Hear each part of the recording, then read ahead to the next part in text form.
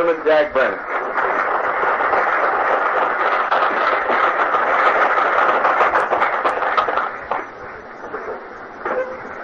I'll be go to hell.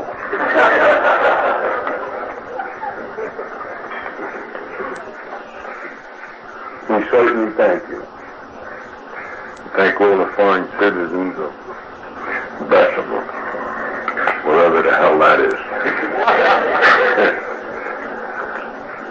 I'm very happy to be here tonight. My name is Jack Brennan, and I'm an alcoholic. And I come from, as the mayor stated, I come from Kansas. And I'm very happy to get away from that place for a little bit, you know, because that is a disaster area. I don't belong in Kansas, and I live there, and I'm about to buy a little house there, but I don't belong in Kansas. Those people are all crazy. Absolutely berserk. They ride horses on the sidewalk. You can shoot a guy and get away with it, but if you pass a red light, they put you in. And I never saw a town like it in my life, anywhere. And Kansas is a very strange, they're strange people, there's no question about it. And so I got boots on now, and they're educating me pretty good up there. I found out why cowboys always get buried with their boots on. They can't get them off, that's why. And you know why they always have pointed toes on boots? That's for stepping on the cockroaches in the corners, you say.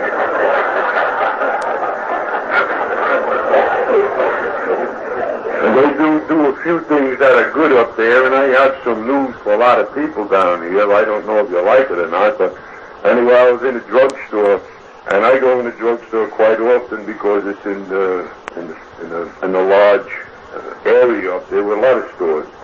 And I noticed people always buying Preparation H. And I asked the druggist one day, I said, man, they use a lot of Preparation H here. And he said, yeah, that they do. And I said, is that because they ride horses? And he says, no. He says, you got the wrong end. They don't use it for that. He said, they use it when they're losing their hair. He said, they put it on their head. And I thought that was kind of strange, and I questioned him about it, and he said, well, it's true. He said, it won't grow hair, but it will shrink your head to fit the hair you got. Yeah.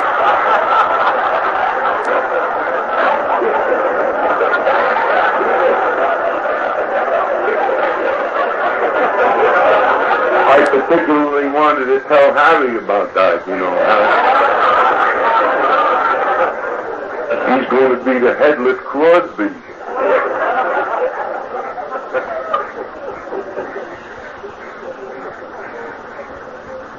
That's the home of Loretta Lynn. She lives up there. She's a country western singer, you know. And she wrote the Al-Anon theme song. And I know a lot of people are going to say Al-Anon has no theme song, but they do. And Loretta Lynn wrote it, and she sings it very well. And the name of it is, Don't Come Home with Drinking with Lovin' on Your Mind.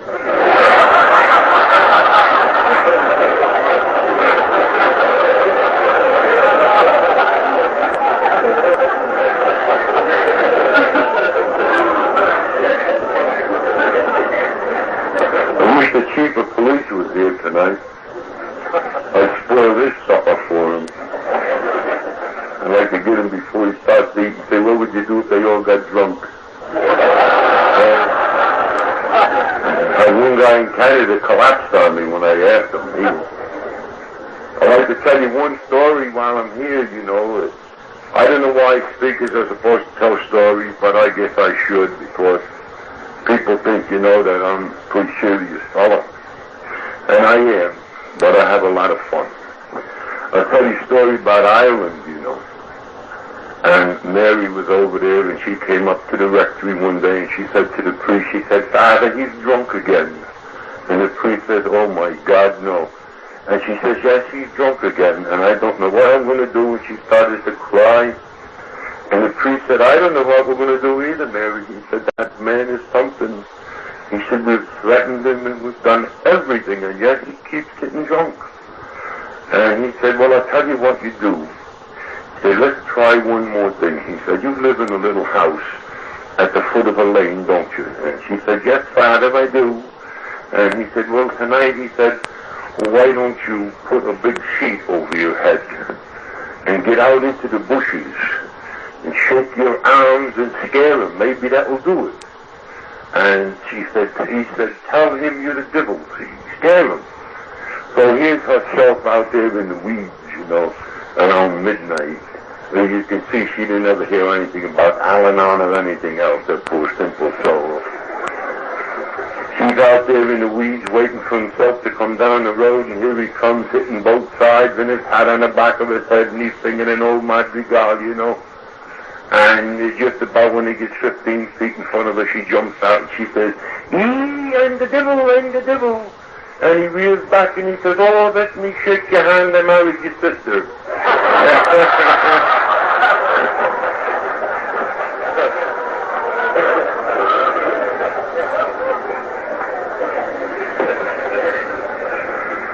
Well, I really didn't come here, to amuse you. Don't put these stupid things too far forward or either they're down your throat. One. I didn't come here tonight to amuse you. There's much, more funny people on TV and whatnot. I came here to tell you what little that I do know about the disease of alcoholism.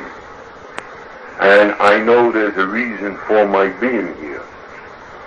Because 29 years ago, come next week, when I came into AA, I was bankrupt and I was as close to death as any man could be.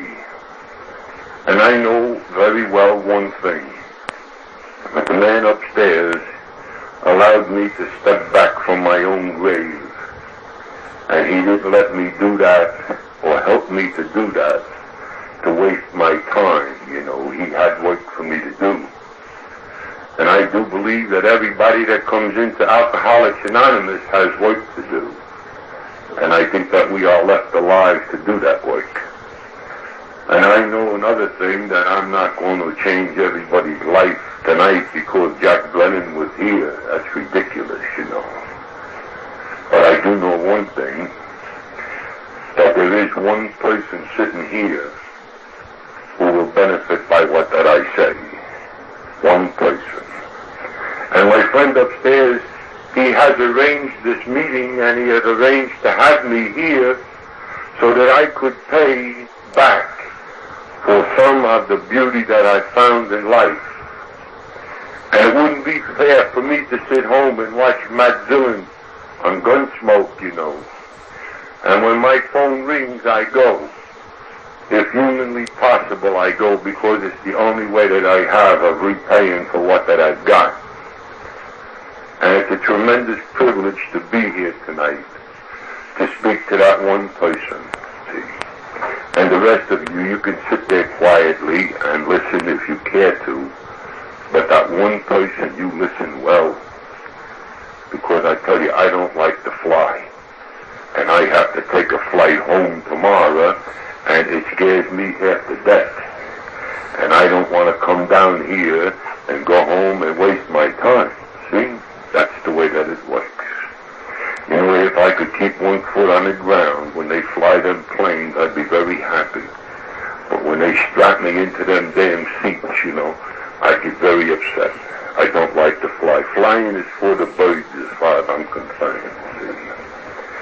Well, my name is Jack Brennan. I'm an alcoholic. And anything that I ever did, or anything that I ever do, or anything that I hope to do, is all because I'm a member of Alcoholics Anonymous. And I do believe that Alcoholics Anonymous is a gift from an ever-loving and very gentle higher power. And I believe, too, that the man upstairs put AA here in this world because the alcoholic hurt so many people that don't deserve to be hurt. We are the only group of people anywhere in the world who have been given and put into the palm of their hand their own life back to do and live all over again. And you can imagine why I believe, as I think, because for 3,000 years, the earliest recorded history, the Chinese had a perfect description of the disease of alcoholism. The Chinese 3,000 years ago said that the man takes a drink, and then the drink takes a drink, and then the drink takes the man. And as far as I'm concerned, that's a perfect description of the disease of alcoholism. And you know, along the way for 3,000 years, up until 40 years ago, there was absolutely no help anywhere in this world for the alcoholic. None. Absolutely none. And until the birth of AA some 40 years ago, it's the first time in all of modern history that a miracle has occurred.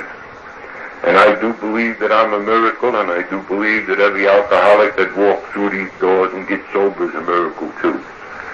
Because if you look at the pictures previous to 40 years ago and back for 3,000 years, you'll find out that the alcoholic was a blight on the face of the earth. An actual blight. No self-respecting doctor would have him in his office. No priest, they could not help an alcoholic. Religion could not help an alcoholic, a minister or a priest. And we drove these people straight up the wall because everybody wanted to help, and yet there was nothing to do. So the alcoholic became known as the helpless, hopeless, chronic alcoholic doomed to death. And so was Bill Wilson. And everybody here, of course, know Bill Wilson as the receiver of the gift of understanding that the higher power gave to him 40 years ago in Akron, Ohio. And Bill Wilson was a helpless, hopeless, chronic alcoholic. And when you have that tag, you are doomed to death because there is nothing that anyone in this world could do for you. So I know I stand here because of what happened to Bill Wilson through the higher power through Bill Wilson. And I know that this is the fact. Because I know that I never, ever in my life, until the time that I entered into AA, thought that there was any which way that I could possibly survive without drinking. So when I say that Alcoholics Anonymous is a God-given and God-inspired program, I firmly believe that. And I do believe also that the people that come into Alcoholics Anonymous need no further help. That here is the whole complete answer for the whole complete person. And I know why that is so too. Because can you imagine how many people and how many prayers and how many millions of prayers and candles were lit? Help my mother, help my father, help my brother, help my son, help my daughter, for years and thousands of years. And treaties going up to the higher power for help for the alcoholic. And I do believe that that's why he put AA here in this world, for the alcoholic to help himself, so that we would continue no longer to hurt the little children. And I tell you, it makes my heart jump when I come to these AA meetings and see kids running around just as happy as that they could be. And I do believe that it's just beyond description how that I feel when I know that these same kids, the same ones that sit here today, are not like the ones that sit on the outside this very evening. And there are many kids on the outside tonight that are looking at their father or mother laying drunk and crying softly, you know. And I know the despair that they must feel. And when I look at these little ones here that are sitting here tonight and drinking Coca-Cola and running forth and back, I know the difference in Alcoholics Anonymous and a non-alcoholic. An alcoholic and a guy that doesn't know AA. How beautiful that it is. I shudder to think what would happen if I said what I said in a joke if it really happened before. Just think what would happen if we all picked up the first drink tonight. How much heartbreak there would be in this world. How many kids that would be sitting in corners, terrified again, and how many wives would go home and cry into their aprons, and how many husbands would stand and look at their wives and love with one heart and want to murder with the other. I know the situation. I know it well. And I say thank God for AA. And if I live to be 2,000 years old, I will never ever cease to be grateful for the gentle higher power that gave us people, Alcoholics Anonymous. I was born an alcoholic. A lot of people may say, well, I wasn't. I say that's too bad. It doesn't make a damn bit of difference. Doesn't matter if you got here in slow and easy stages, because I never heard two diabetics arguing about who was the biggest diabetic, don't you see? And I know that an alcoholic is a man with a chemical allergy to alcohol. And this is not my opinion, it's the studied opinion of the American Medical Association and the World Health Organization, you see. And I have here a piece of paper reprinted from a Philadelphia newspaper, and it says, speaking of your health, the disease of alcoholism by Lester Coleman, MD. It's not supposed to be reprinted, of course, but what the hell can they do to me anyway? Nothing. And it says over here, alcoholism is an actual physical illness, sometimes described as an allergy because it reflects a lack of tolerance to alcohol. It is not a mental illness, and the word "not" is in italics for emphasis. It is not a mental illness. It says bouts of excessive drinking commonly produce personality changes in the alcoholic, which are too often mistaken as mental illness. And these temporary changes in personality are due to the chemical effect of alcohol and disappear when the alcoholic returns to sobriety. And it goes on to say the alcoholic differs from other drinkers not by the amount of alcohol he drinks, but by his body's chemical reaction to it. An habitual drinker who drinks because he chooses to is not necessarily an alcoholic. And it goes on further to say the alcoholic may not want to drink, but he cannot control the impelling drive and the chemical need for the sustenance of alcohol. And it goes on further to say that there is no cure, and the only effective treatment for alcoholism is total and permanent abstinence. And it goes on to advise the members, people in general, that if they are suspected of being an alcoholic, then the people to get in touch with are Alcoholics Anonymous, because these people will teach them to live with the disease that they have, being that there is no cure. And it says that the alcoholic in AA devotes himself in helping the alcoholic in a torturous struggle to regain health, emotional strength, and dignity as human beings. There's copies of that here. Take one or take several, because that is the story of the disease of alcoholism. Chemical allergy that we suffer from, a chemical imbalance in the system, very similar to the disease of diabetes. The only problem is that the alcoholic is the last to know. And the diabetic does not drive down the highway wrong way 90 miles an hour, but the alcoholic does. And the diabetic goes to his doctor and he gets his shots or pills or whatever that he needs to maintain his balance, and the alcoholic cannot do that. So the alcoholic must come to AA. And while I am on the subject, I believe that there is no other place for the alcoholic to go. And I have watched many other people that try to seek easier and softer methods. And I have watched many people trying to put in what we have here in Alcoholics Anonymous, understanding I have seen them try to put that in pill form in bottles, and it does not work. And I would say this, that my friend upstairs needs no help.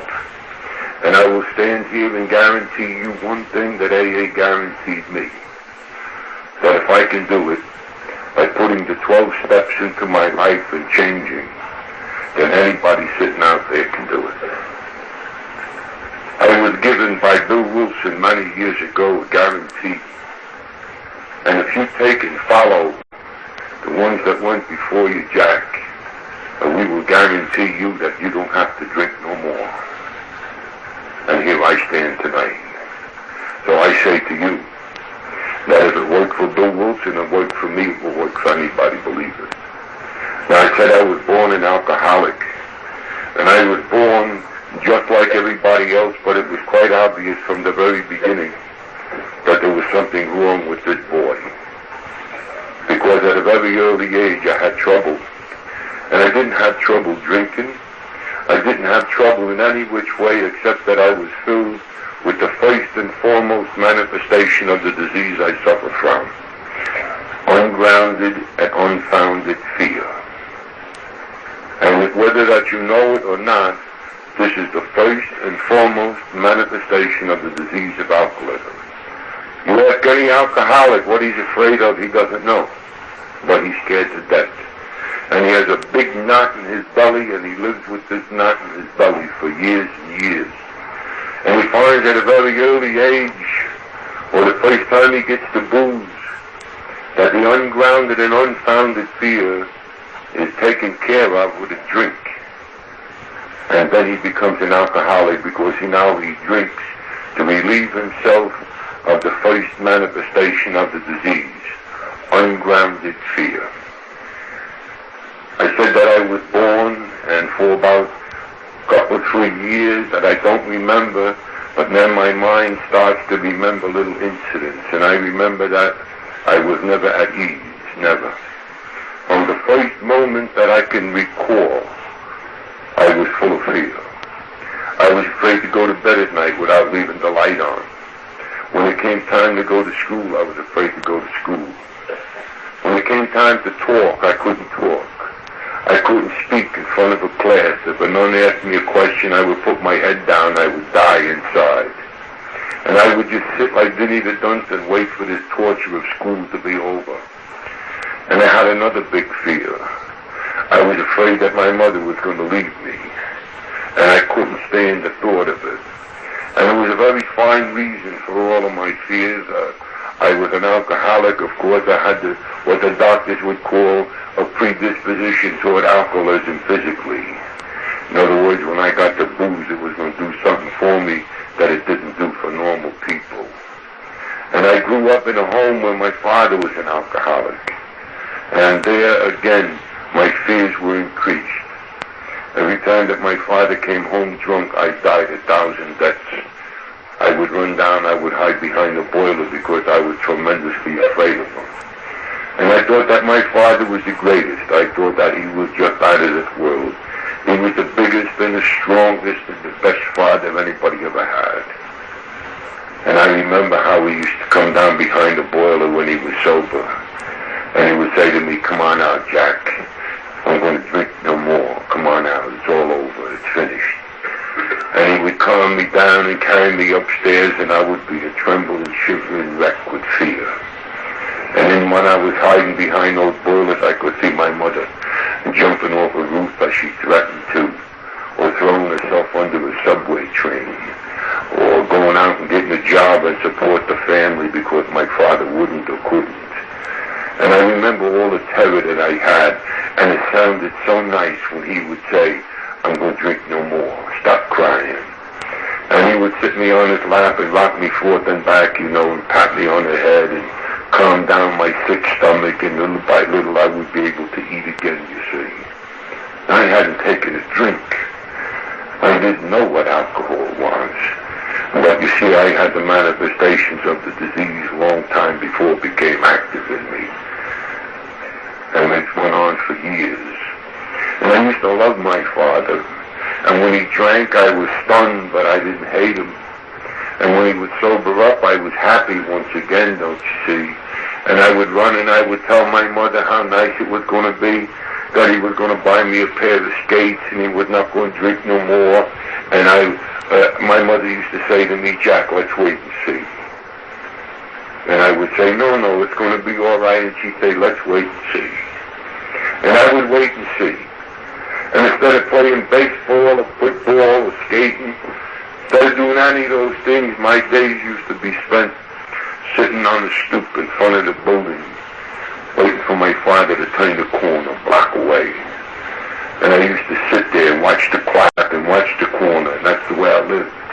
Because the moment that he turned around the corner, I could tell whether he was sober, whether he was drinking beer, whether he was drinking wine, or whether he was drinking whiskey, just by the way he walked from a block away. I was one of 9 children.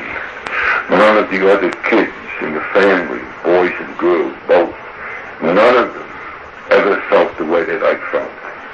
And I grew up in a home where there was 9 kids, but I was all alone. I was all alone, and I was just with my mother, and that was it. Because I didn't talk to the other kids. They ridiculed me. They laughed at me.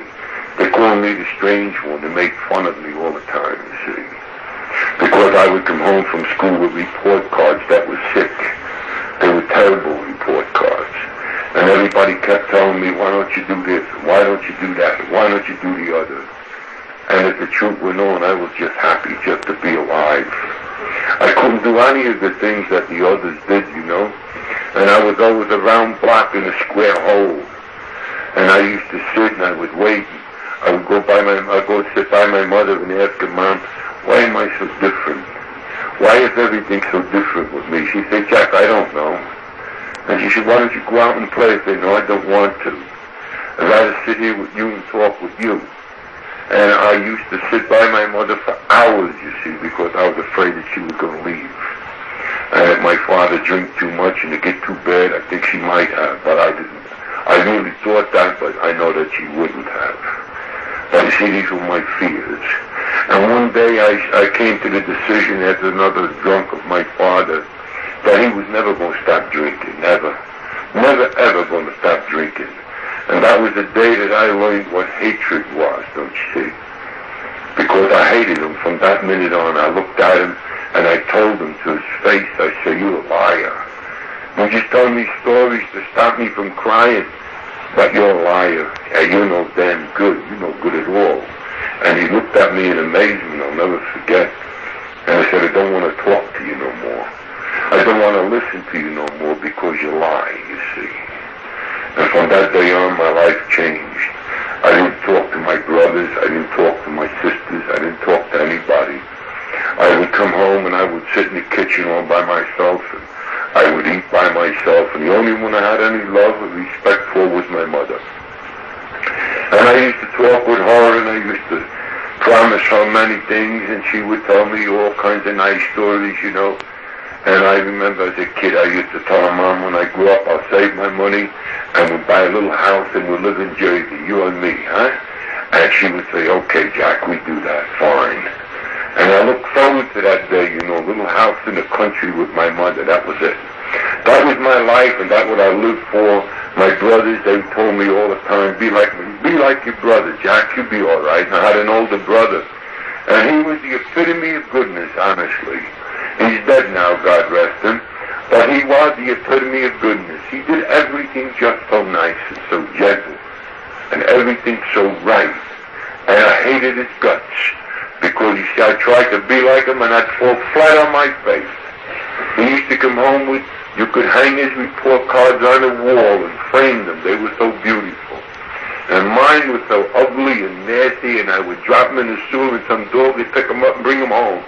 They were terrible. And I was so ashamed, you know. And I just used to look at him, and he used to put his shoes one next to the other when he went to bed. And he used to hang his pants up all the time. And I said, how can it, he even used to go stop in church on the way home from school. And I said, this guy's not for real. And I tried to do the things that he did. No good. It wouldn't work for me, see. Because I'm Jack. I'm not Jim. And I'm an alcoholic. So for me to try and be like my brother, waste the time. I can't be like my brother. I just can't be like my brother. I'm me. And today, thank God, I am me. And I hope that you like me. But if you don't like me, I don't give a damn. You can go to hell for yourself. It don't bother me one way or the other. But then, it was very important to me. I tried to be like my brother. And the more I tried to be like him, the worse it got, and the more I felt that I hated him too.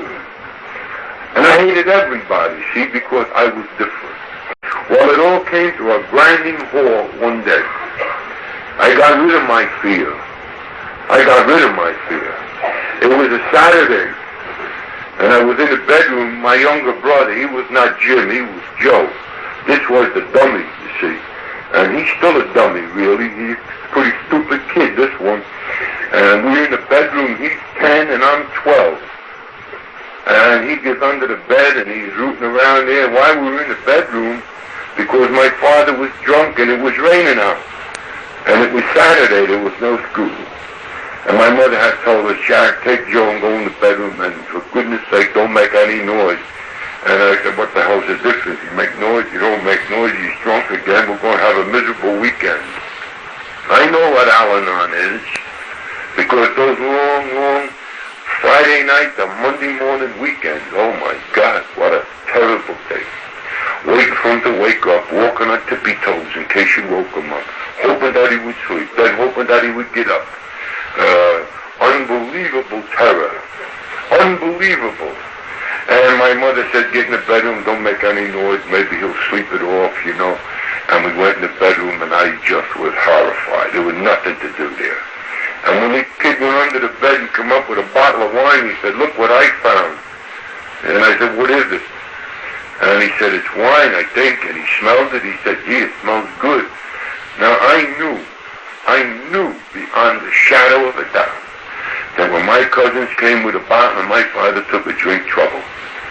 It was just open and shut. I was only 6 years old when I knew that. Booze and my father, trouble. Didn't matter, beer, wine, whiskey. When he drank, trouble. That was it. If he was working, the job would go. And if he was happy, he'd become sad. And if he was sad, he would become happy. And but it always wound up in trouble. Now, at 6 years of age, I knew this, and here it is, I'm 12, and I'm in the bedroom. My brother said, do you want to take a drink? And I said, no, I don't want to take any drink. And he said, but Jack, it smells good. I said, well, then if it smells so good, stupid, drink it. And he took a drink out of the bottle. And I looked at him in amazement, you know, and I watched him for a little bit, and he didn't fall down. He didn't come turn two heads or anything, you know. And he said, I said, how did it taste like? He said, it tasted sweet. It's real good, Jack. Want to try some? So I said, all right, give me that thing here. And I took a drink of the same bottle. And it wasn't sweet. I don't remember what it tasted like. The only thing I remember, when it hit my stomach, the fear disappeared. And I looked at that thing in amazement. I said, man, that is good, isn't it? He said, yeah, it's sweet.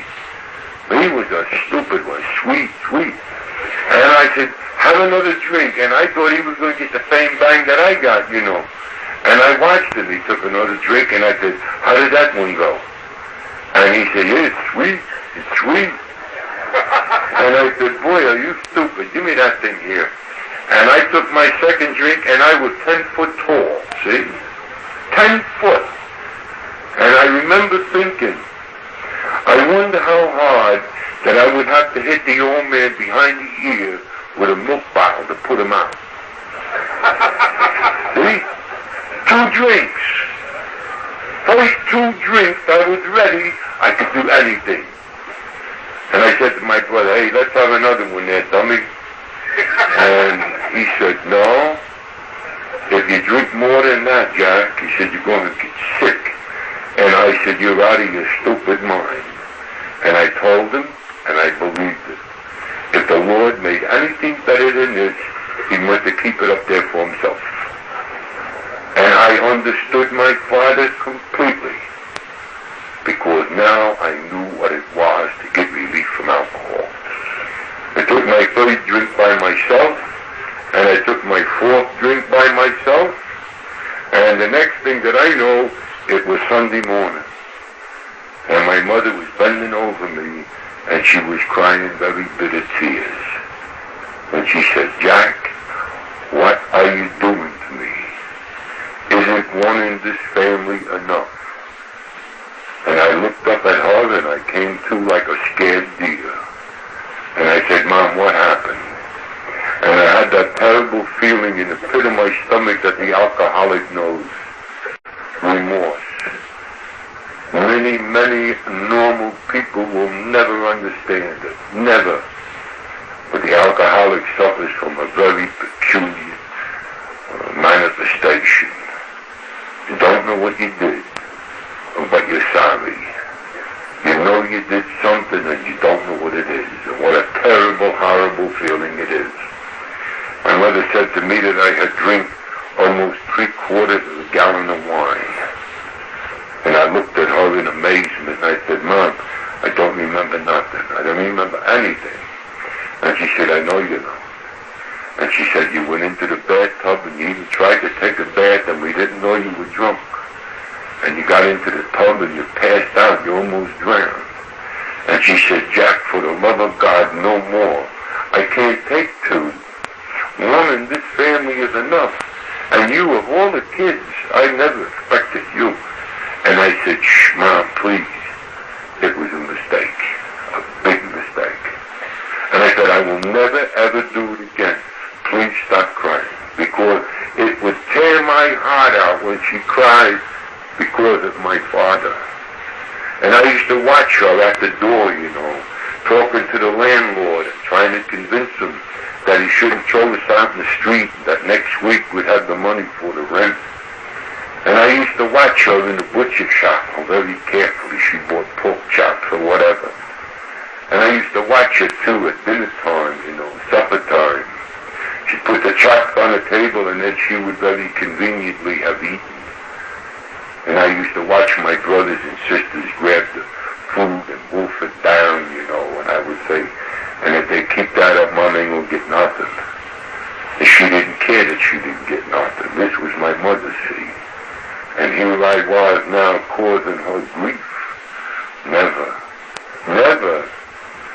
So I promised her, no more. That's it, man. And she said, good, good. Remember what happened. You almost died last night. Don't ever do that again. And I said, I will never, ever do that again. And I was lying. Because, you know, anyone that gets relief from the ungrounded and unfounded fear that I suffered from for 12 years, and then suddenly relief comes, I felt good for the first time in 12 years. I looked at the world like my brothers did. I wasn't afraid. I felt fine. I felt good. I wasn't about to give up alcohol. Never happened. And you go to Lynbrook, Long Island, where that dummy brother of mine is, Joe, and if you're an alcoholic, don't drink with him. Because if you go to his house, you know, he will say to you, would you like to have a drink? And if you say yes, you'll get a drink. He'll give you a nice drink, too. Then he'll wait a respectable period of time. He'll say, would you like another one? And you'll get another one. And then the cork goes in the bottle, and the bottle goes back in the closet. And you just lit the fire. He's all true, see? And that's what he did to me over 40 years ago, and he's still doing it. But now here's his brother, Jack. See? Different ball game. Completely different ball game, because I'm an alcoholic. I have the chemical body of an alcoholic, and alcohol to me is relief. But remember what the Chinese said. The man takes a drink, then the drink takes a drink, then the drink takes the man. I'm an alcoholic. It has to be. And if you are an alcoholic and you get relief from booze or alcohol in any way, shape, or form, and you're not drinking because it's just a matter of courtesy or what, you're drinking for the effect, then you too are an alcoholic. And I like the simile that we have, or the description of alcoholism. A long, slow train ride. Starts at that wall and goes to that wall. And on the way to that wall, you can get off at any station that you want. You are still an alcoholic. But if you persist in drinking, and you wind up at that wall, then you may not be as lucky as that I was. You see. So what I'm trying to say here tonight, it doesn't matter whether you came from jail or whether you came from Yale. It don't make a damn bit of difference. If If you got the Irish virus, you're in. Period. Now, when my mother asked me about drinking and I promised her no more, I was scheming. Because, you see, being named Brennan and being an Irish Catholic, don't you see, I was also an altar boy. And therein lies the tale. I went up to the church. I figured I would get me a little wine in the morning, and I went up to the church and I asked for the early Mass. And I got the early Mass. And I used to get to the church at 5:15 for the 6 o'clock Mass. And I used to go into the sacristy and straighten out a few things and arrange a few things and clean up a few things. And I used to swallow a few gulps of altar wine, and I was in good shape, I tell you. Oh, man. And I want to say another thing, that they go first class in those sacristies, too. First class. Some of my best drinks came from the sacristy.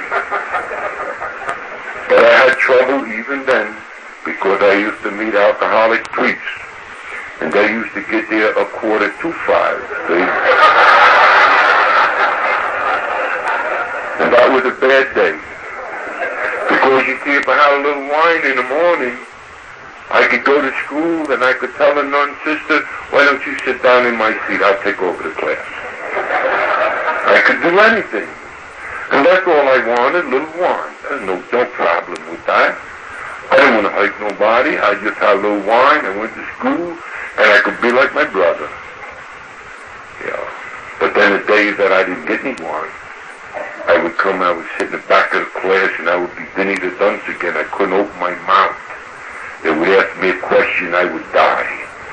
Just right back to where I started. So you see, my life was a yo-yo from the beginning. And keep it in mind what the Chinese said. I go rather quickly here, and you can follow me. In 4 short years, my mother came home and found me sitting in the kitchen.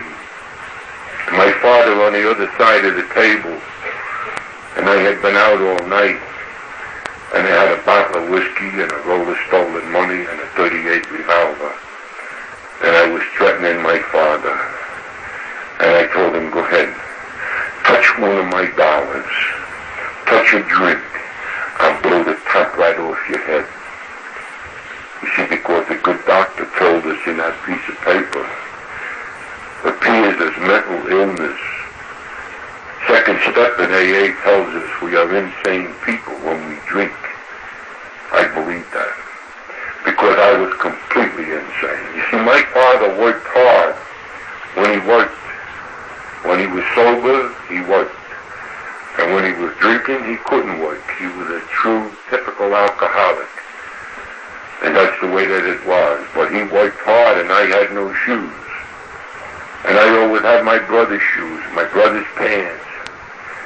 I was ashamed of them, deeply ashamed. People used to say to me, what, you got your brother's pants on? And I did it and hurt. And I busted many guys in the mouth for that when I was a kid because of the terror that, and the hatred that I had, you see. So now here in the kitchen I'm threatening him because I developed a way of living, you know. If work gets you nothing, then I don't like work. Work is for horses and fools. And that's the way that I believe, you see. So I went out and I got my own. And I went out and I stuck up a lot of joints and I met a lot of nasty people. I ran with a lot of nasty people for a good many years, see. And I hurt an awful lot of people too. But that day at 16 when my mother came home and found me, and she took me by the back of the neck and she threw me out. And she said, take your filthy money, take your whiskey, take your gun and get out of our house and don't come back. And I looked at her and I said, well, you pick on me? I said, I got money, he's got nothing. Look, he's a bum. And she said, no, he's not a bum. He's a sick man, but you're an animal. And she said, Jack, I'll tell you something. You've been nothing but a heartache to me from the moment that you were born. And she said, why don't you just take yourself and go with your filthy friends, and maybe somebody else wants money. I don't want it. See, I always had an idea that it would be so nice for me to take $100 bill and give it to my mother for Easter so she could buy a new dress. I envied other women, you know. I envied other women who always on Easter were dressed to the nines, you know, and they looked so nice. And those got big money plans from their kids. My mother never got nothing, you know. Nothing. And I don't remember ever having a pair of shoes, a new pair of shoes, a new dress, anything. And I think in the back of my mind I was hurt terribly when I came home with all this money and I gave it to her. She threw it in my face. And I couldn't understand it, you know. Because I think that when I was drinking, I had no scruples, no morals, no nothing. That's what alcohol did to me, see. Now, how I would expect that woman to take stolen money, I don't know. In my right mind today, I know why. But then I couldn't understand it, you know. Money was my God. Well, I hurt an awful lot of people because after I left home, I was a vicious individual. And I ran with this bunch of white-os up there in New York, and they were nasty people, and I was nasty people. And my name was Crazy Jack the Umbriago. Now, I'm sorry, I have to take my coat off. It's just too damn hot in here, I can hardly breathe. I feel like I'm suffocating. Thank you. They call me Crazy Jack the Umbriago. And I used to sit up there, and watch them people at night. I used to be one of them. I used to chase people and hurt people. I drove a car for a mob for many years. And I was a wheelman, you see. And it wasn't bad enough that I would steal. But generally I would hurt people too. Because when I had a gun in a man's belly and I would watch his mouth drop open and the fear come into his eyes, I just gloated. I loved it. I just felt so big and so strong. And I was getting mine back from what people had done to me, I thought. Well, to make a long story short, I hurt a lot of people. I've smashed people over the bridge of the nose with a gun just out of pure spite, just out of pure orneliness. But I would like to say one thing. I would like to say just one thing. No matter what that I did at night, when I woke up in the morning, no matter where that it was, if it was in a hideout or in a first-class hotel, no matter where that it was, I was always back to being a 12-year-old scared kid. And I used to sit on the end of my bed, a big grown man, and I used to shake, and I used to shiver, and I used to die, and I used to cry, because I was not raised to do the things that I was doing. And I used to be a 12-year-old kid, and I used to be scared, and I would smell my gun to see if it had been fired, and many times it had. And I would say at this point that I have shot people, and I've been shot, and I've been stabbed, and just anything you want to think about me, I've been. There is no question about it. It's all a matter of record. And I would sit on my bed in the morning, and I would think, and I had to bury that kid. I couldn't be a 12-year-old scared kid. So I would reach out and I would get a bottle that I had stashed the night before, and I would take my morning drink very early in the morning. And then once again, the conversion would take place and I would be back to being the animal I had been the night before. The most weird thing to do. A 12-year-old scared kid and one drink and an animal. This is the way that it worked for me. Well, I wouldn't stand here tonight and bore you all with all the sordid details. I wouldn't do that because it's not important. I would much rather tell you about my life in AA as it is now and what has happened to me since I came into AA. But it's important that you know one thing. I have been arrested over 125 times. And you name it, and I'm on record for it. And to stand here tonight and be an honorary mayor, unbelievable. And I will tell you another thing, too, that and an honorary policeman in 5 states, you see. The last one being Michigan. And it's just, like I stand here and talk back about 3 other people when I talk about me. But I know that it's important. I know that it's important. And I don't ever want to become the guy, that stands up and tells you, well, I wouldn't be here unless I was an alcoholic and did a lot of nutty things and then go on and tell you how much money I have, see. No, doesn't help people. What helps is the sort of nastiness, you see. Well, I was married and I had a wife, and I had a very lovely wife, and she was good people, and she didn't know what I was doing, really, and we went out a lot, and we spent a whole bunch of money, and we had a grand time. And then we got married. And when we got married, she started to look at me getting up in the morning, 12 years old and scared.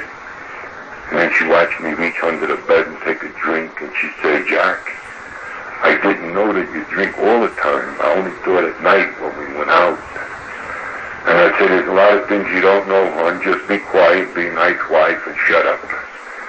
And then I would say, she would ask me, well, when am I going to get a job, And I looked at her like she was crazy. Nobody had mentioned job to me for many years. And I said, do you have any money? She said, yeah. I said, well, then shut up and just spend it. And little by little, she began to get close to the truth. And you know what the truth for me was? My brother one time had told me, Jack, why don't you be more like me? Why don't you be more like me? When you take 2 drinks and go home, you're getting more like your father every day. And I tell you, I couldn't take it. I bashed him, that poor guy, I hit him good. And I said, don't ever tell me that I'm like my father, but deep inside I knew I was. And I couldn't understand it. And I would say that what I did, everything that I ever did was geared to one thing, to be like my brother. Take 2 drinks and go home. And I honestly thought that one day I'm going to find a magic solution.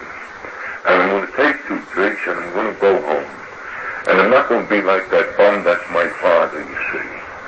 And my wife, she was very tolerant. She used to put up with me, and I used to hide my bottles in the bathroom in a tank, because I was ashamed of the way that I drank. And I tried to put on a face for people. And when the alcoholic tells you, when you ask the alcoholic how many drinks did you have, he'll say only 2. Only 2. Could be falling down drunk, not home for 3 days, but he only had 2 drinks. And that was me. Because I knew there was something wrong. I knew there was something that was not right. And I knew that I had to drink. And I didn't want it that way. And as many times I said, I'm not going to drink today, but I drank anyway because I had to. And then I got locked up a few times, and my wife began to get the picture pretty good. Well, I went away to sing just to get away from her, not because I didn't love her, just because I didn't want the questions that I had no answer for. Why do you do this? And if it makes you so sick, why do you drink it in the morning? And I can't answer these questions. I just had to drink. Leave me alone. Don't bother me. And she was not about to leave me alone. She was a good wife. And, of course, we had a little boy, and I took off. I went to sea. Well, to make a long story short, I came back from going to sea because somebody started a war. And I got torpedoed 3 times, and I had my chance to come home, and I never did. I never came home at any time. I remember the first time I was put into Cardiff in South Wales, and I was only one of 16 men that got off the ship, and I almost died that time, and I stayed there for about a month, drinking every day, going up to the embassy and getting money. Finally the day came, they said, kid, do you want to fly home or do you want another ship? Which the party's over. And I thought about it. Go home. Every instinct in me said go home. Because I didn't want to get killed out of water. I was terrified, but I couldn't go home. Because I was more terrified of going home and my wife seeing me as I really was. So I said, all right, give me another ship. So they gave me another ship, and I got torpedoed on that. And they gave me another one, I got hit on that one. And I was in Marseille in France after the war was just about over. I made Omaha Beach, and always drunk. Now it was to the point that I lived to drink and I drank to live. Food meant nothing, money meant nothing except booze. That was it. And one day I went into a prisoner of war stockade. I went completely out of my mind. I went down the engine room or tried to, and I couldn't. And I went back up again, and I took a couple more drinks, and I said, take care, Jack, you know, bad feeling today. And I drank myself sober. And if you ever did that, it's a horrible experience. And I couldn't go down and put my feet on the floor plate for all the money in this world. I get down about 10 steps down the first ladder, and that was as far as I could go. And I exploded. And I went into the prisoner of war stockade, and I took on all the German prisoners. And I woke up 16 days later on a hospital ship in New York Harbor. And the doctor is telling me everything's going to be all right, kid, you're going home. They beat me half to death in that prisoner of war stockade. I was busted up good. And I didn't go home that day. I fought with the doctor. And finally he sent me to a rest home in Oyster Bay, Long Island, the Kermit Roosevelt estate. And I stayed there trying to get my mind together. And I couldn't.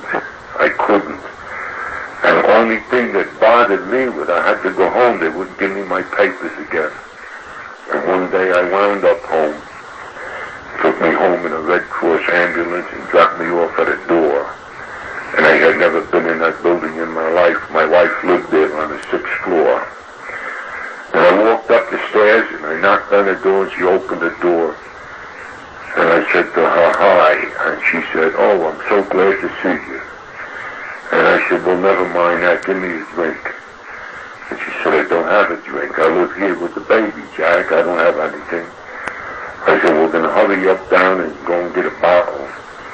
And when you get back, take that kid and take him over to your mother and stay there till I call you because he makes too much noise.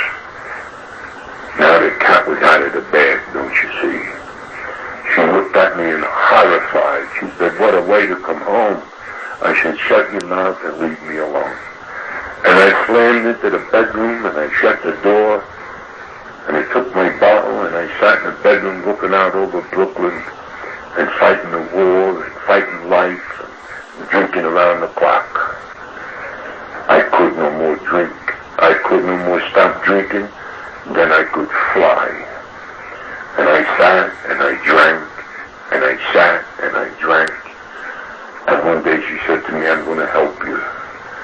And I said, no, don't help me. Because everybody that helps me does the same thing. They take away my booze. That's all they want. And they leave me a wreck. I said, so if you're going to join that bunch, I said, don't bother. Leave me. You see, because I had been helped many, many times where people tried to help me. Priests and ministers and social workers and doctors and psychiatrists and psychologists. But they all started helping me the same way. If you stop drinking, we will help you.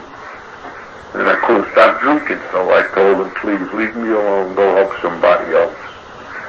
In that manner, I've been helped by many, many people. People tried to help me, offered help. But it was me that was not able to accept it. I couldn't see any which way that I could stop drinking. It only got so bad that my wife one day told me, she said, Jack, either you do like I tell you to do, or she said, I'm going to draw the line. She said, it's getting intolerable. You're in that bedroom day and night. You're talking to yourself. You're screaming out the window at Germans that aren't out there. She said, you're going out of your mind. And she said, I need a husband. She said, you're not a husband. And she said, my little boy there is your little boy too, and he needs a father. You're not a father, you're nothing. And I said, just go away and leave me alone. And one day she wouldn't buy me no more booze, and she said, if you want it, you go get your own, I won't contribute to your debt. So I went out at night, and I couldn't go out in the daytime because there were people about. I couldn't stand people. I felt so guilty and dirty and filthy. And that's the way we lived, you see. And then one day I came home after being out, and there was 2 cops in my apartment, and I couldn't understand why they were there. I didn't even talk to them people, you know, because I had been in so much, and I had no use for cops. If there's any of them here tonight, peace, no trouble, peace. But then I hated them. Oh, how I hated them. And to see 2 of them sitting in my apartment, I couldn't understand. And I said, why are you here? And he said, because you tried to kill your wife last night. I laughed at him. I said, you're out of your mind. I wasn't even here.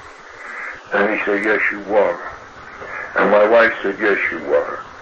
And she showed me her throat and all the finger marks. And she said, you had me hanging out of the window, Jack. And you thought I was some German or other. She said, I tell you, you're going crazy, and I don't know what to do with you. And she said, either now you do like I tell you, or it's going to be trouble. And I said, get them bums out of here. And she said, no, I'm afraid to death of you. And I said to the cops to get out, and they wouldn't go, see. So the next thing you know, we're out of here. And it was a bad day, believe it. Because I don't go anywhere easy, you know. I go the hard way. And I remember standing on the top landing on the 6th floor, and I took a swing at one of them, and they put the cuffs on me, you know, and I butted one of them with my head, and they clubbed me down, and they said, hey, hard guy, you know, you're going in, so you better go easy. And I said, no, I don't want to go easy, you won't take me. So they pulled me down the stairs, and I remember by my heels, and I remember my head hitting every marble step on the way down. And when we get to the bottom, they said, you're going to call it quits now? I said, no, no good. I said, take the cuffs off, please. I said, there's, 4 of you or 6, I don't remember how many there were. I said, you don't need cuffs. Give me a chance to get, And he said, all right, if that's the way you feel. And out in the back of the building we went. And they took the cuffs off. And I remember getting bounced off the walls. I remember getting clubbed up. I remember a lot of things. And I remember particularly Big Sergeant kneeling on my chest and holding my arms. And he was saying to me, hey kid, please, don't get up no more because we're going to have to kill you. And I said, you damn right you're going to have to kill me. Get off my chest, you big fat head. And I said, let me get up.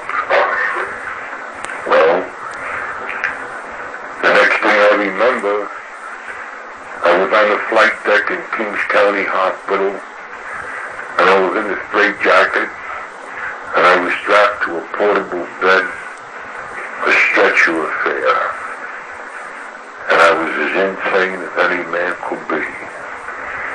And my head was split, and I got hundreds of stitches. My eyes were closed, there were simple slits in my head. My nose was broken. Both jaws were wired together. The 5 fingers on my right hand were broken.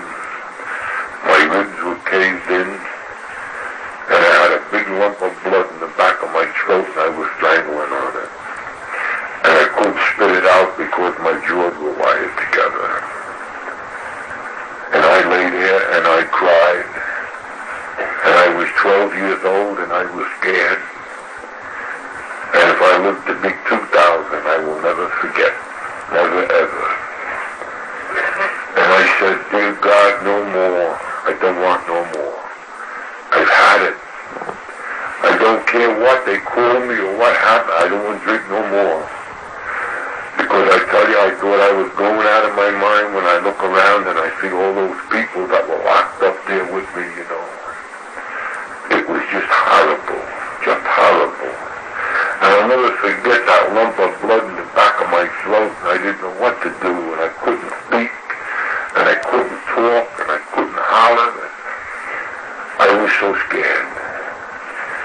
And 20 days later, they turned me loose, and he told me, go on home and don't come back because you're an alcoholic and you're not sick. There's not a damn thing wrong with you. Just stop drinking.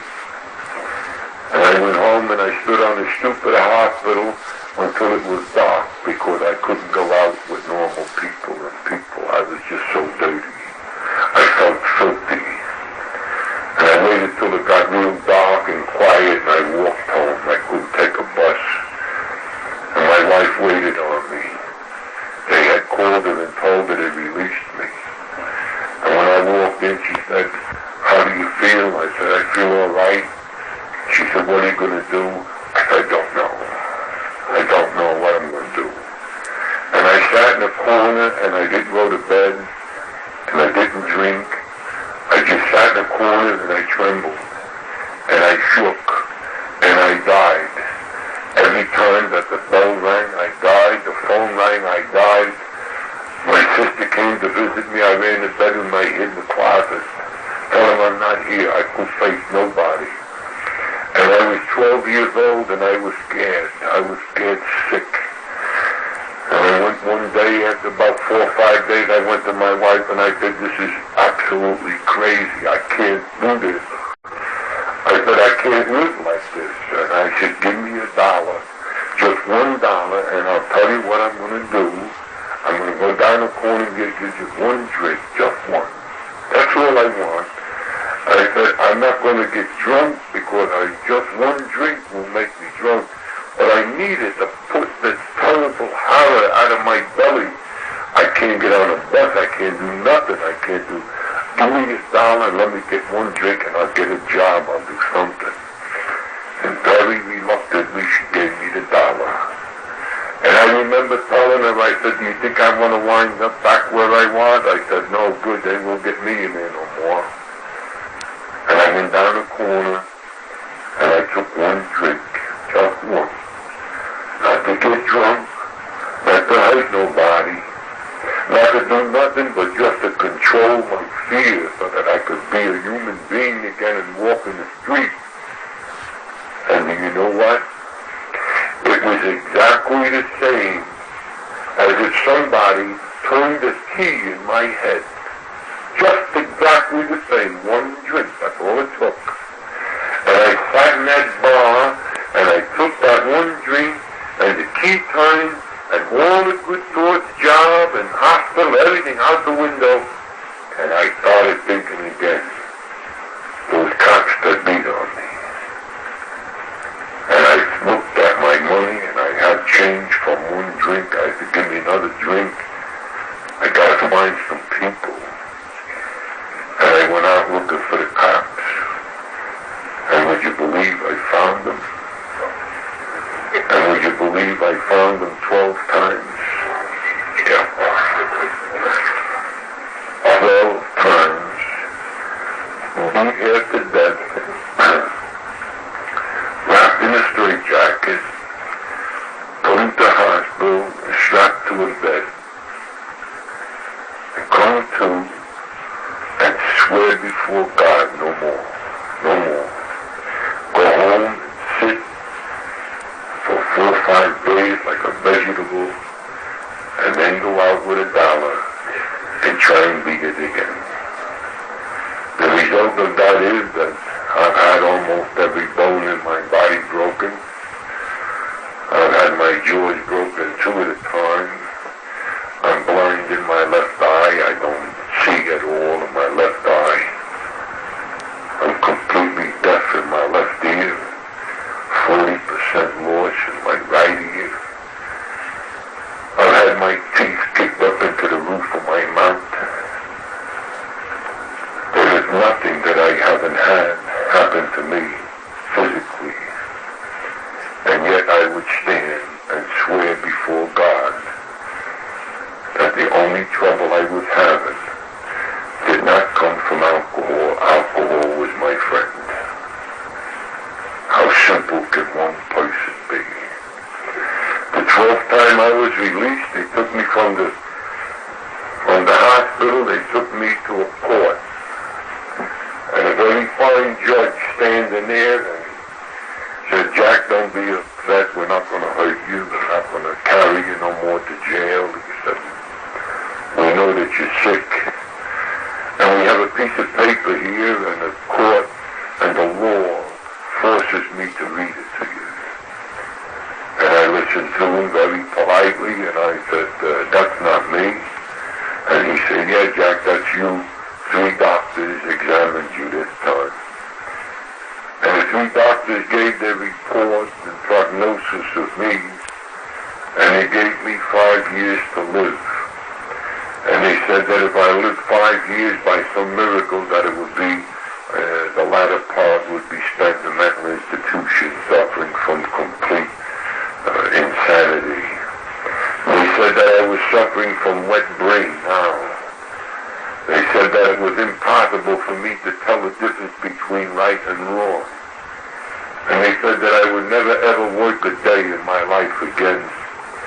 And they said that I might wipe my family out overnight, not even know I did it. And it was highly recommended by the 3 of them that I be removed from my home for the protection of my children and my wife. And I looked at that judge and I said, hey Judge, that's not me. But you can tell by my story that that was me with 1 drink. Because standing before that man, I was sober. And I was 12 years old and I was scared.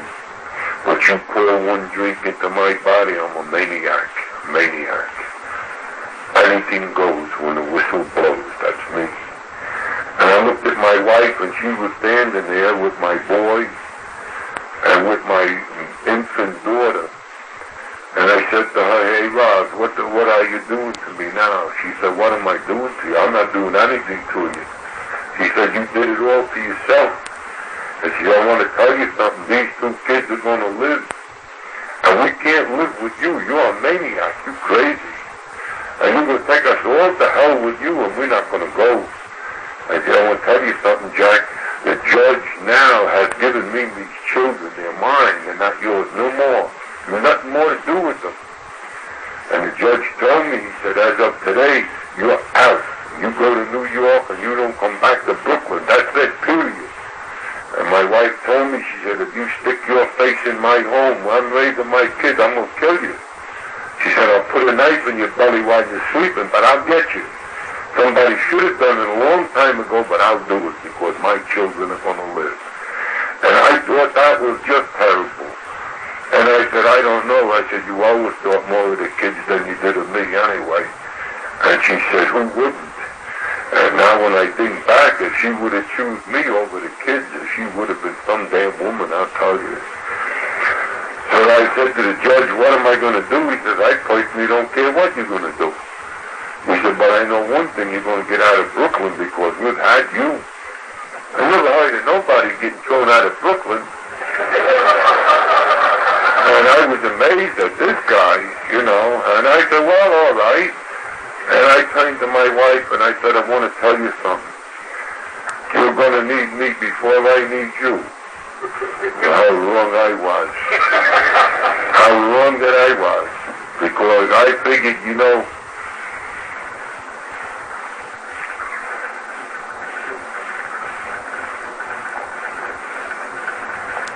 I would go to New York and I would get up on Mulberry Street there somewhere where I used to be Mr. Big, you know, Crazy Jack, the Umbriago. And I'd get a gun and I'd make a couple of scores. Go down to 2nd Avenue in a Turkish bath for a couple of days, dry out, buy a new suit, rent a car, and go home. And she would love me like she always did. What a mistake. Let me tell you something. Robert Burns once said, not the guy that makes cigars, the guy that writes, you know, Robert Burns, that one. He once said, and how true that it is, the greatest gift that God could give me is that I see myself as others see me. The alcoholic can't see himself as others see him. always there's mañana, mañana, mañana. Tomorrow will be better. Tomorrow will be different. But one day comes the day of reckoning. And my day came and that was it. I walked out of that courtroom and I was sick. And I was full of hatred. First my mother, then my wife, and I cursed my mother and my wife and my children and my father and everybody, and I said I'm going to show them all. And I got over on Mulberry Street, and there was nobody there I knew. Nobody knew me, and nobody wanted to. And I finally wound up in about 2 days on the Bowery in New York. And I lived on the Bowery in New York for about 2.5 years. And if you say it quick, it don't mean too much, you know. I lived on the Bowery for 2.5 years. That's 365 days a year. For 2.5 years, that's a lot of mornings to wake up and be helpless and hopeless and dying on the ground, whether it be snow or rain or what it is, because you know if you're an alcoholic, you don't go into missions and you don't ask nobody for nothing. Leave me alone. I can take care of myself, see. So you pick butts off the floor, you steal booze from some poor guy that's laying there, can't protect himself, and you drink smoke, and you drink rubbing alcohol, and you drink anything with alcohol in it, because you can't stand the stink of you, see. And I used to remember coming to and feeling the body life that I had, and feeling my eyes closed with blood running down my head, and I didn't know what happened and didn't care. The only thing I felt was hate. Oh, how I wanted some cop to come by and kick at me so I could grab him and grab his gun and take the two of us out. And I used to lay there, and sometimes I would say, I'll close my eyes and I'll go to sleep again. Maybe I'll wake up, it'll be a bad dream, you know. No. When you drink, you pay. When you drink, you pay. And if you don't like what you hear tonight, remember, there was a time in my life that I didn't know what the inside of a prison looked like. And I didn't know what a straitjacket felt like. And when I walked home, my kids used to run at me, you know, and say, hi, Pop. Yeah, I knew those times, too. And the only thing that changed me and changed that picture is alcohol. Because I didn't believe there was a way for me to stop drinking. My wife had taken me to an AA meeting one time and bribed me with a drink. And I sat in the back of the room and I told the people, I said, hurry up and help me because I need a drink. She told me they were going to help me and I laughed at it. And when a guy up here, like I'm up here tonight, said, don't take the first drink and you won't get drunk, I went berserk. And I told him, I said, I knew that in Brooklyn. What the hell I got to hear that from you for? How can you get drunk if you don't take the first drink? But you see, all the truths that people tried to tell me, I got that. Because I can do myself. I can take care of me. I'm a big boy, you see. So I lay down there on a Bowery dying, slowly dying. And I wandered from place to place, and I don't believe I went more than 2, 3, 4 blocks. And I had a print shop that I used to sleep in the door because the owner was a friend of mine and shipped out many years ago with me. And every morning that he'd come in, he would give me a quarter and say, Jack, what are you doing to yourself? And I used to pat him on the cheek and I'd say, Tony, don't worry about me. I can take care of myself. And he would give me his quarter and I would go and I would get my morning eye opener. And Tony is dead and I'm still alive, you see. So when I said in the beginning that I came here because of the grace of God, I know what I talk about. And I roamed about the world like that. And one day my friend upstairs had to get into the picture. He had to. And I would say this to you, that if you were here in Alcoholics Anonymous and you're an alcoholic, you best believe one thing, It's because the man upstairs has ordered you here. So if you're here, give thanks. Give thanks that you are one of 750,000, and there are some 16 million still on the outside. We are very special people, believe it. So reach out and touch the miracle next to you. And don't take this AA lightly. It's a very serious proposition. It's a matter of life and death. And let me tell you something. One day I was in a bar taking my drink in a bathroom. A filthy bar that you wouldn't go in, never mind to go in the bathroom. And I took my morning drink and I threw up half my stomach. I had hemorrhages in the stomach and I was so weak from the way I was living that I fell down on my hands and knees and I hooked my chin on a toilet bowl. And it was literally, I watched myself running down the toilet bowl every time I retched more blood. And it was at that point in my life, smack up against that wall. Smack up against the wall, there was no place else to go. It was at that time that I looked at the bottle I had in my hand, and for the first time in my life, it was not my friend. It was the cause of my trouble. And I threw it over my shoulder and I said, let me die, to hell with this. And on my mind now with a kaleidoscope, I tell you, I had wet brain. I tell you, there's no question about it. The doctors knew what they were talking about. I couldn't remember anything. I couldn't talk properly. I couldn't do anything. I just walked like a man in a dream, a zombie.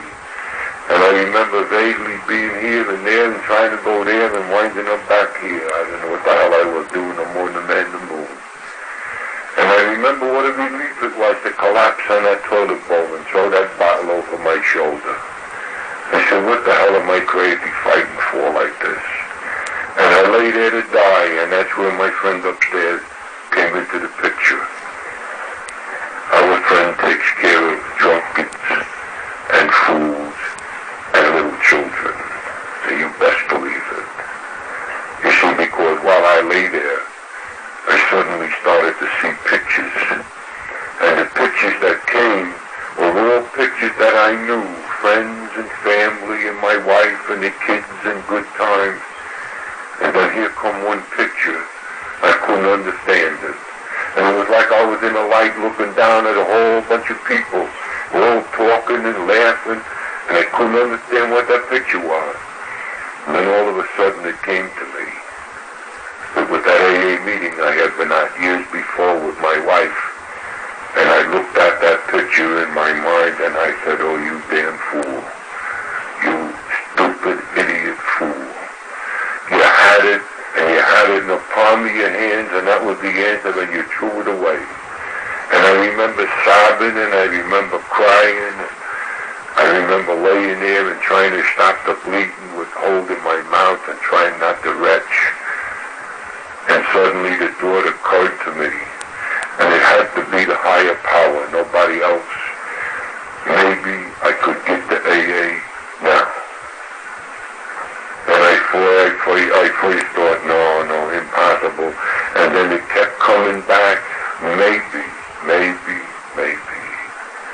And I remember crawling out on the sidewalk on my hands and knees.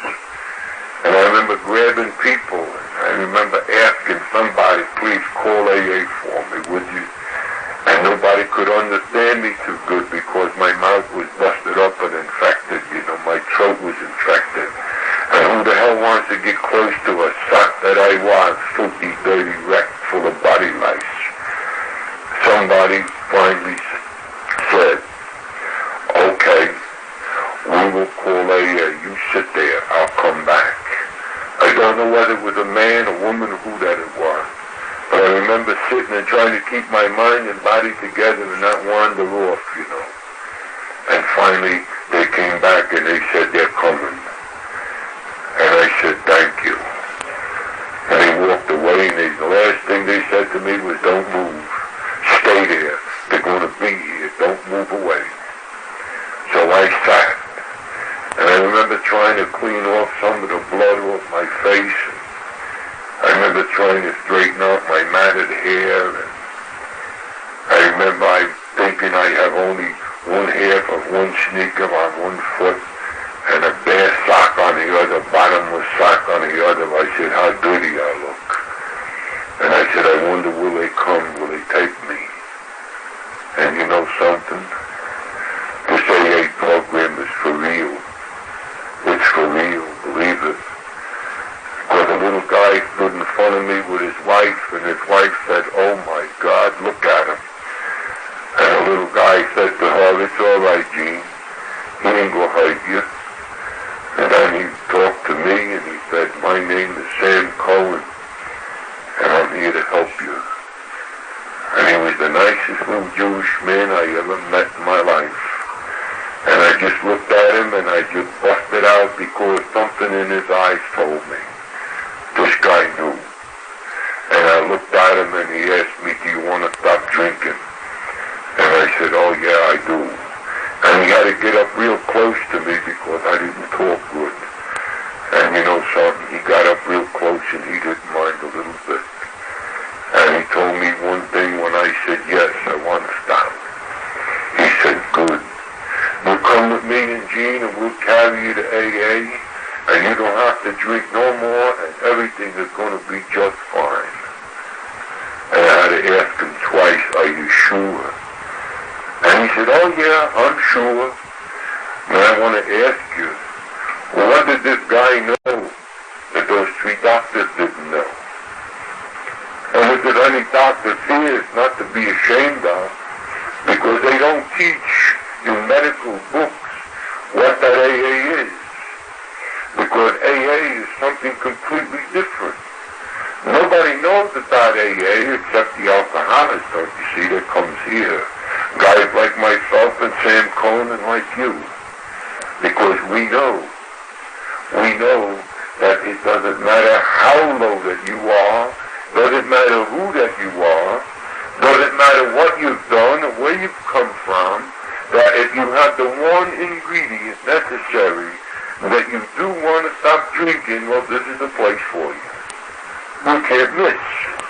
And Sam Cohen knew this, and the doctors didn't. And the doctors are not alcoholics, they're not expected to know. So Sam Cohen told me, in spite of what they had said, everything's going to be fine. And I'll leave it up to you to judge, because of those three doctors, you know, two of them are dead. Third guy, he ain't doing good. And here I am in Bessemer, Alabama, or wherever the hell I am, and I'm an honorary mayor. I'll be go to hell. How about that? And you think that I just came to AA and inhaled coffee, right? No. The only thing that will do for you is get you diarrhea, see? I came to AA with Sam Cohen and a promise. And he told me, you come with me and Gene. You don't have to drink no more, and you're going to be all right. And I came to AA, and I found what I was looking for in the bottom of a bottle all my life. Peace and understanding without alcohol, see? I didn't need no more alcohol. Because when I walked into AA, people said to me, we're so glad to see you, see? Now my definition of spiritual, and it don't matter who that you are, there is no religion in AA, there is none. It is a spiritual side to our program, of course, but to me spirituality is simply, a spiritual person is a person that is needed and wanted and loved by his actions in this world. Isn't that simple?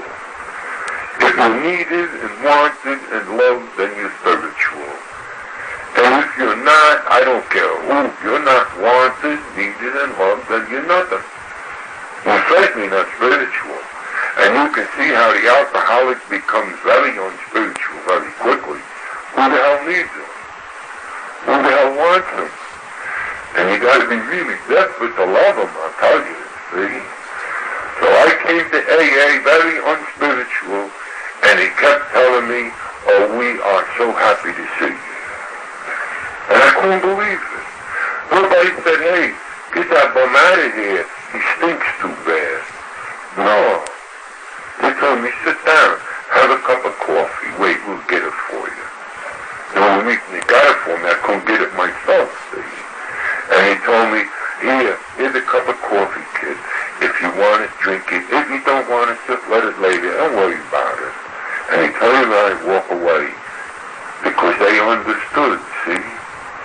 That is what came down from the higher power to Bill Wilson 40 years ago. Understanding. They didn't stand there and watch me, don't you see? Because I couldn't pick up a cup of coffee. I couldn't hold anything in my right hand, nothing. I had 203 stitches just in the lower part of my right hand. And the doctors told me I would never use it again. Forget about it. And these people knew this.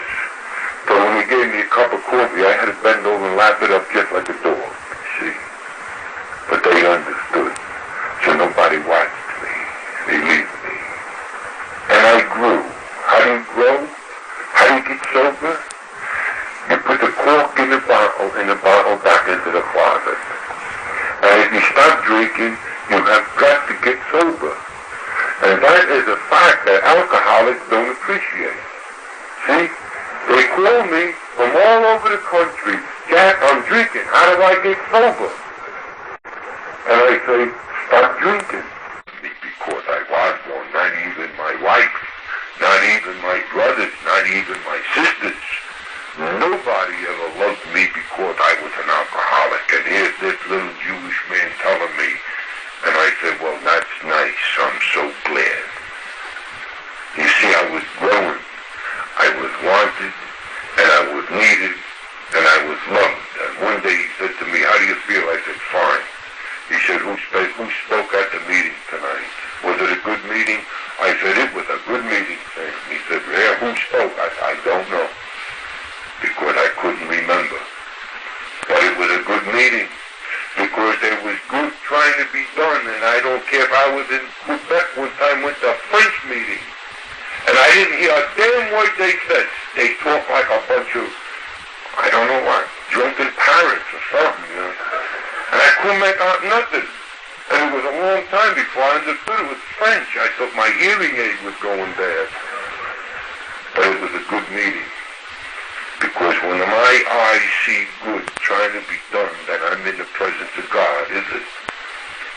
One more O out of good is God. God is good and good is God. So I don't care who stands up there and speaks. If he speaks from his heart, it's a good meeting. And that's when I was listening to meetings and I hearing nothing, remember nothing, but it was good because I was needed and I was wanted and I was loved and I was growing. And he said, we need a dishwasher. I said, oh, good. I'll be the dishwasher. We had a church in regular cups, you know, China cups. Well, they made me the dishwasher, and in 2 weeks we had paper cups. Yeah. And nobody ever said, get them out of the kitchen. No. He's trying. Leave him alone. The hell with the cups. Well, the pastor of the church maybe didn't feel that way, but the people in there hate it. And then one day, he said to me, Jack, you're helping an awful lot of people. And I looked at him, I said, you must be crazy or something. He said, no, you're helping a lot of people. I said, how do I do that? He says, well, when we get new people, then we oversee them next to you. And we tell them to watch you. And if they keep drinking, they're going to get like you. And you see, you're helping an awful lot of people.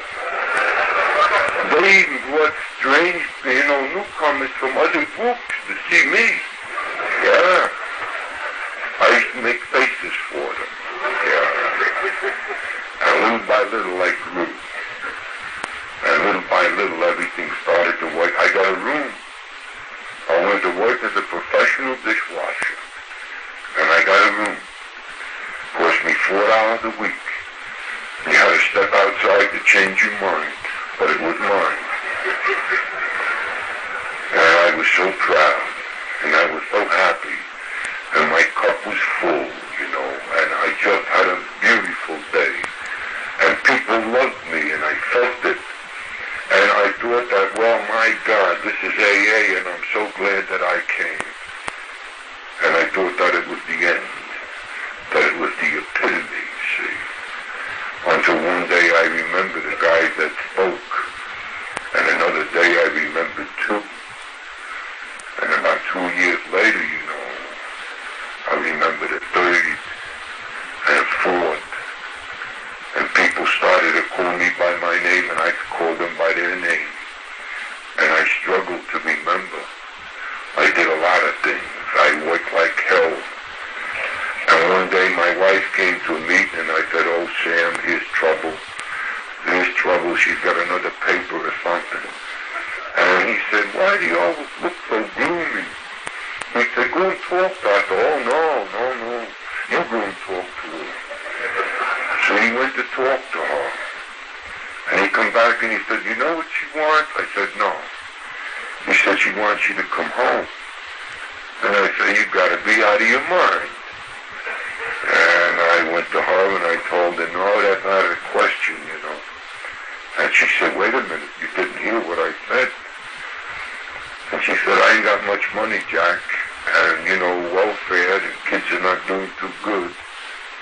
And she said, you got a room, and if you want, you could come home and sleep on a couch in the living room and give me the money you pay for the room. And I said, okay, I do that.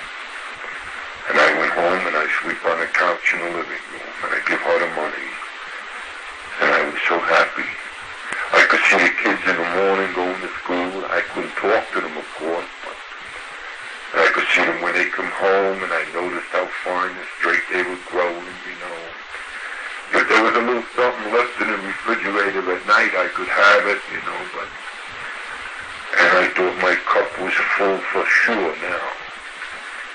Little did I know that when you turn your life and will over to the care of God as you understand Him, don't be surprised at what happens. And one day my wife said to me, isn't that couch getting a little hard, Jack? And I said, no. You see what booze will do to you, huh? And then she started making improper advances to me. And I got scared. And I went up to the Holy Mountain. And Graymoor had a monk friend up there. And I said to him, hey, that woman is making noise like a wife again. And he said, oh, that's good, go home. I said, how the hell do you know it's good? You're a monk, huh?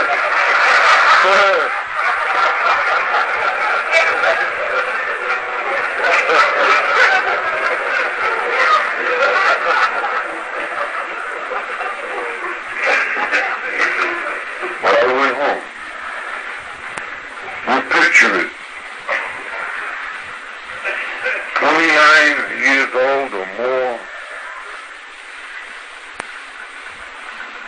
sick with fear. My wife, my children,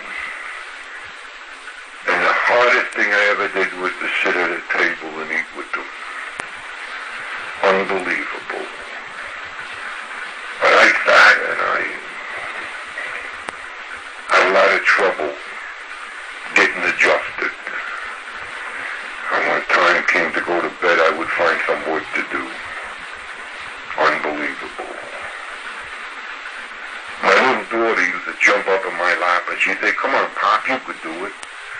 And she would force a knife into my hand, and she would close my hand, and then she would hold the top of it and hold my fingers together, and she'd say, go ahead, now cut your meat. And I would sit there and I would thaw and the sweat would come down. But I learned to cut meat with my hand. And my boy would follow me around and pick up my glasses and tell me where my shoes were. And now my cup was really full. night, my wife used to take me down the basement. We had a big mirror. She'd say, come on, stupid, let's go. And down we would go, and then she would say to me, okay, now say this word.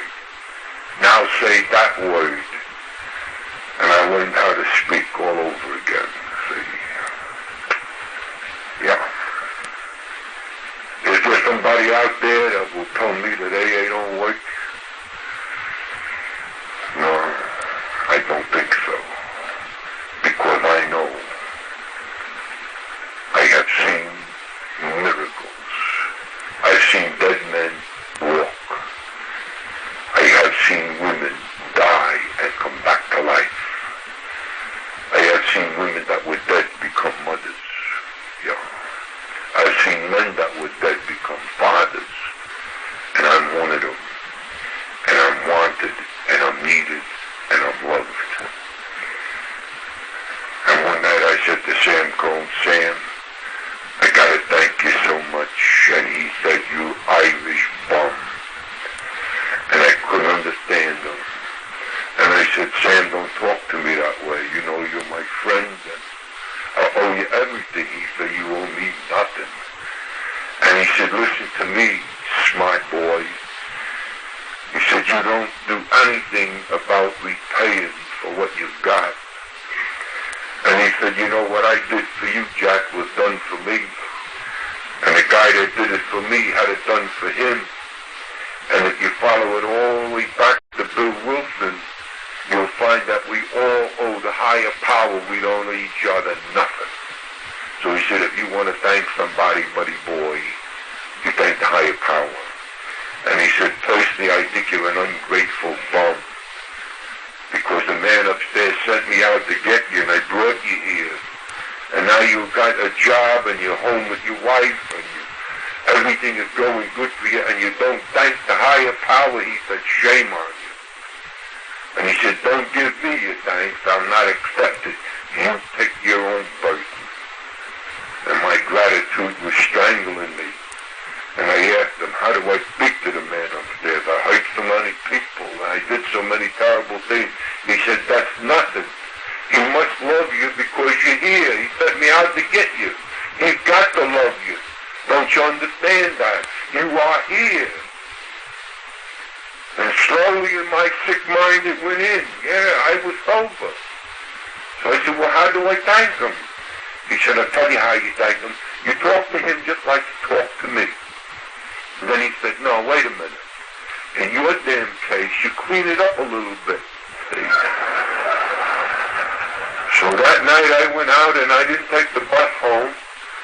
I walked, and on the way home I told my friend upstairs. I said, you know that little Jewish fella in there? He told me that you love me. And it's gotta be. And I said, now I'm doing things I never could do. And he tells me it's all because of you. And I said, I can't argue with that. I said, because I got shoes and I'm home. And I said, well, I want to thank you. That's all. And I said, I'll tell you what. From here on in, anything that you told me to do, I will do. Now, he tells me in AA that I must be honest, so I'll be honest. There are times that I say, okay, you're the boss. I'll do it the way you want. But you are wrong.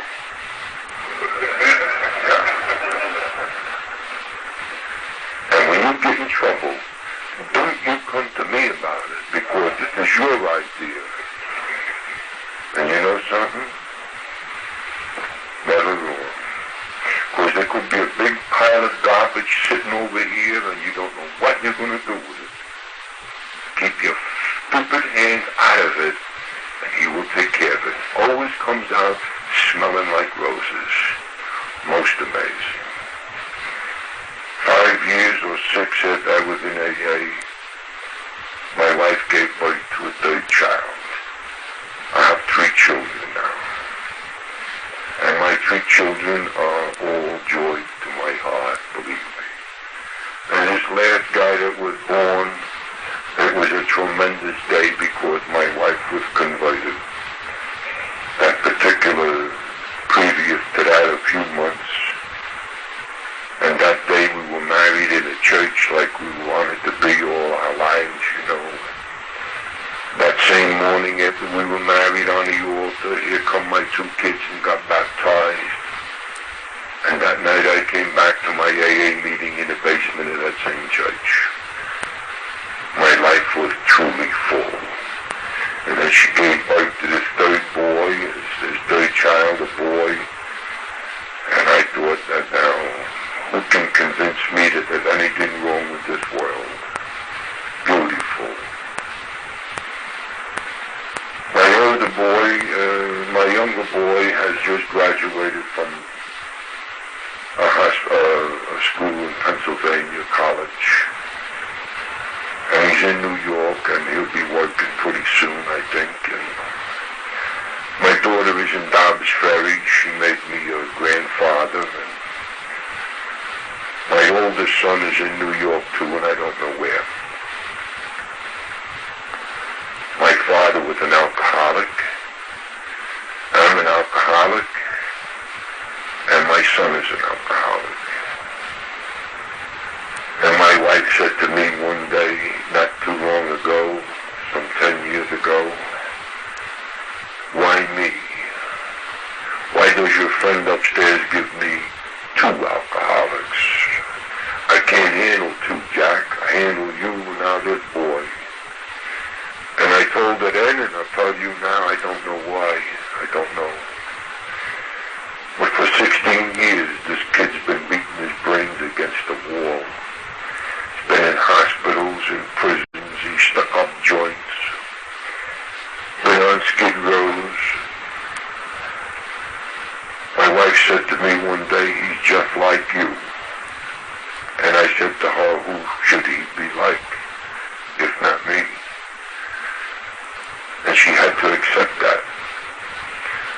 Well, the good Lord took my wife, you know, about 4 or 5 years ago. And he protected her and me right up to the last minute. I was supposed to be in Midland, Texas, and I didn't go because I was extremely upset and I didn't know why. And I went home and I told her I changed my flight from Friday to Saturday, and she said, you are so stupid. And I said, well, maybe I am, but I'm not going Friday, I'm going Saturday, because I knew something was about to happen. And I thought maybe it was going to be a plane crash or something, but I knew that I was terrified. And I went to bed that night, and she said to me, she said, Jack, if there was only something that I could do for you, you look so unhappy. And I said, I am. And she lived there and I lived here, and our rooms are opposite because I don't sleep well with anybody. And at 1 o'clock that morning she woke me up calling my name, and it's an amazing thing that I even heard her. And I woke up and I went downstairs looking for her, and she wasn't downstairs, she was upstairs. And I finally found her behind the door, and she was dying with a heart attack.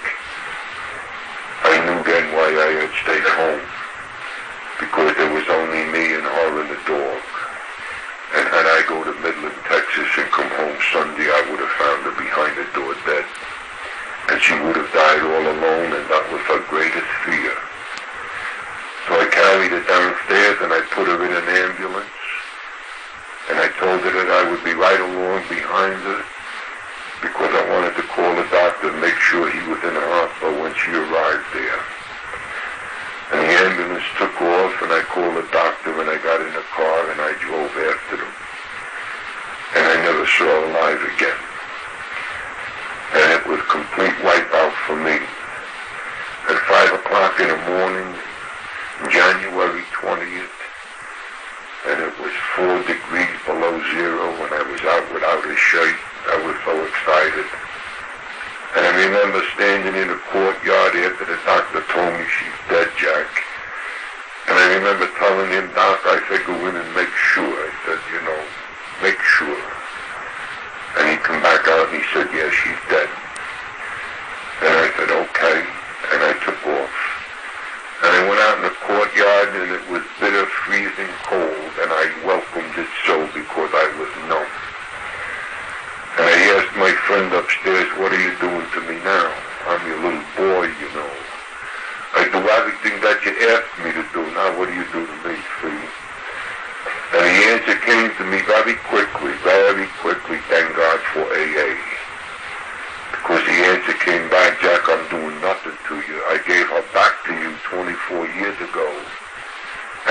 24 good years with her, and you've had another boy with her, and now she's dead. And that's my prerogative. And the Egyptians say that birth is simply the first step on the road to death. So I accepted things that I couldn't change, courage to change the things I could, and I went home, and I went to Pennsylvania, picked up my son, and he bought me a shirt, and he said, "Pop, you gotta take care of yourself now." And I said, "I'd be all right, John. That's my younger boy." And I want to tell you something, that we 88 people are raising a quality of child now, a generation of children that will do things in this world that are unheard of, believe me. They are so gentle and beautiful, these sons and daughters of alcoholics. They are special people, truly. Because this guy on the way home, you know, he said to me, "Hey, Pop, you think that we are going home to bury his mother?" And he said to me, "Hey, Pop, you think you have an in with the guy upstairs now, don't you?" And I said, "Yeah, I do. I really believe that." And he said, "Well, just think what it's going to be like from here on in. She's up there now telling him what to do, see. This is a wonderful thought." And I came home, and we buried her properly, and everything was fine. And I retired. I had 3 or 4 more meetings to run, and I was going to retire and let the young people take over. How little I know. Because my friend upstairs put me in Tulsa, Oklahoma. And while I was at that meeting, I didn't know, but there was a girl, and it was a matter of life and death with her that she hear AA. And that's some of the things that you hear in some of the places that you go. And people were telling her, if the steps bother you, don't worry about them, you know. And as long as you stay sober, that's good enough. And no change is necessary. Don't upset yourself. Don't do nothing. Just come to AA and sit and inhale coffee. Never happened. Never happened. This is a program of change, because if I was still the same bum that walked into AA, I would cut my throat. I couldn't stand to speak of me. And I don't know anybody in AA that's any better than me. Nobody, because there's nothing pretty about the disease of alcoholism. And if you don't want to change, then trouble is for you. So this girl was torn between listening to me and listening to other people in her group in that stupid Kansas. They would have blown that joint up, I tell you.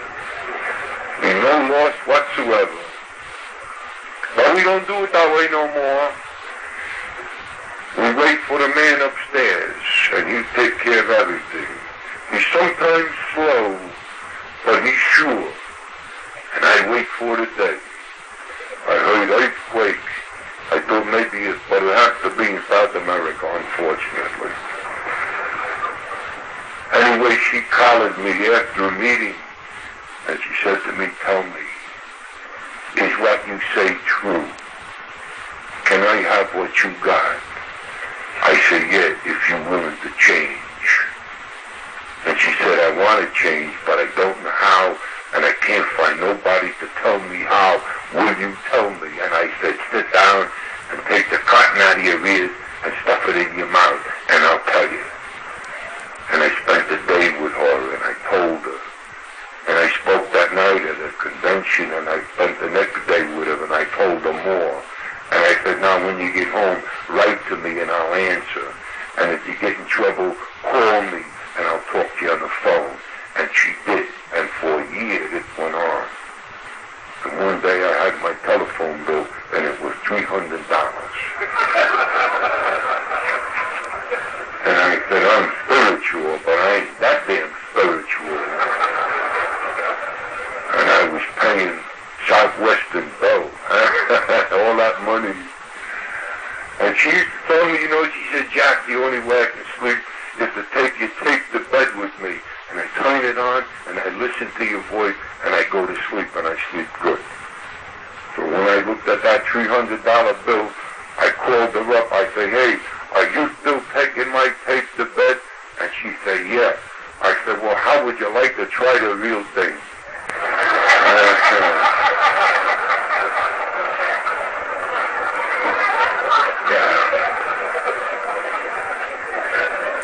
That's how I proposed to my present wife. And she's in AA now 5 years, and next week is my birthday, 29 years. And truly now my cup runneth over, because I watch her, and I see the changes taking place, and what was wrong yesterday is right today, and I'm becoming very more important in her life. And she almost does things that I tell her to do now without hardly an argument, you know. And she's growing fantastically. And you know, I come to these meetings and I talk to you people and I go home and that's it, I don't see growth. Now I can watch it. And it's what I need because it convinces me that I'm in the right place. But I'm not going to take any more time. I took too much here. And I'm sorry about that, but I'm not really sorry. I just say that. I ain't sorry at all. I want to thank you all for having me here. And Harry, his missus, their old friends, and I got a lot of old friends here. And I'm a very happy individual. And even though I have to fly tomorrow, it's okay. I'll go and fly. Because I know one thing. I have so much in me that if I don't give it out to you people, I'll strangle. Because gratitude is like fear. It will strangle you just the same way, see. So I want to thank you for having me here. And I want to leave you all with a little blessing that I love so well. May the roads rise with you. And may the windows be at your back. And may the sun gently warm your face. And the rain softly fall on your fields. And until we meet again, may the good Lord hold us all in the hollow of his hand. Thank you, and God bless you.